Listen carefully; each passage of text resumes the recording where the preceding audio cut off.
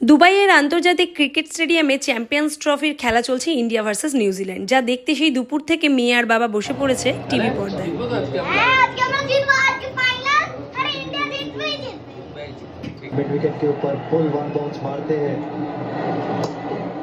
বিকেল 5টা নাগাদ একটু চা নিয়ে আমিও বসলাম আজকে খেলা দেখতে। আমি খুব একটা খেলা দেখতে ভালোবাসি না, কিন্তু ফাইনালে যখন ভারত ওঠে সেই খেলাটা দেখতে আমার খুব ভালো লাগে। তবে অ্যামি আর প্রীতম খেলা দেখতে ভীষণ পছন্দ করে। অ্যামিও কিন্তু প্রীতমের সাথে এখন খেলা দেখতে দেখতে খেলা বেশ ভালোই বুঝে গেছে। আমাদের ফাইনাল খেলা দেখতে বসা মানেই সাথে থাকবে চিকেন তন্দুরি। এটা অ্যামির প্রতিবারের আবদার। আর আজকে যেহেতু ফাইনাল খেলা, তাই সকালবেলায় প্রীতম মাংস এনে হাজির হয়েছে। চাটা একটু খেয়েই আমি চললাম চিকেন তন্দুরির প্রিপারেশন করতে।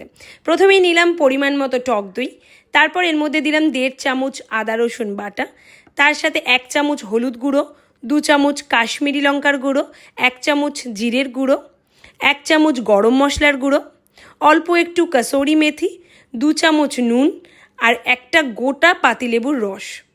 তার সাথে দিয়েছি বাজার থেকে কিনে আনা সামান্য একটু চিকেন তন্দুরির মশলা। তন্দুরির রঙটা আনবো বলে এর মধ্যে দিয়েছি সামান্য একটু ফুড কালার আর পরিমাণ মতো সাদা তেল। এবার এই পুরোটা খুব ভালো করে মেশানোর জন্য আমার মহারানী চলে এসেছে কাজ করতে আমার সাথে। ভালো করে মশলাটাকে খুব ভালো করে মিশিয়ে নিতে হবে। তারপর এর মধ্যে জল ঝরিয়ে নেওয়া মুরগির মাংসটা দিয়ে ভালো করে মাখিয়ে নিতে হবে।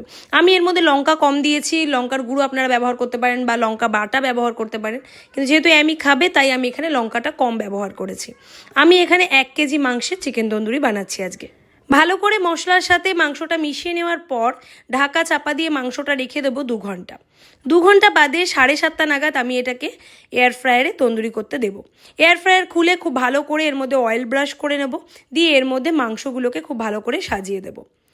এটা হতে সময় লাগবে 25 মিনিট। মোটামুটি 15 মিনিট পর আমি এটাকে একবার খুলে এর মধ্যে একটু অয়েল ব্রাশ করে দেবো মাংসগুলোর মধ্যে এবং মাংসগুলো উল্টে দেবো।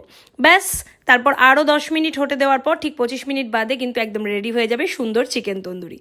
এবার এটাকে আলাদা করে সুন্দর করে ট্রেতে সাজিয়ে নিয়ে একটু শসা, পেঁয়াজ, মেয়োনিজ আর সস দিয়ে সাজিয়ে ফেলবো। আর আজকে একটু প্রীতম কোল্ড ড্রিঙ্কস এনেছিল, সেটাও একটু অল্প করে আমরা গ্লাসে নিয়ে নেব।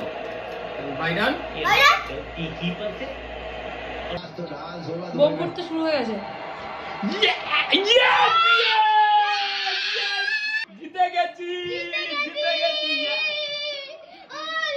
সত্যি এই আনন্দ ধরে রাখার মতো নয়। দাপটের সাথে অপরাজিত থেকে 4 উইকেটে নিউজিল্যান্ডকে হারিয়ে চ্যাম্পিয়ন ট্রফি ঘরে তুলল ভারত।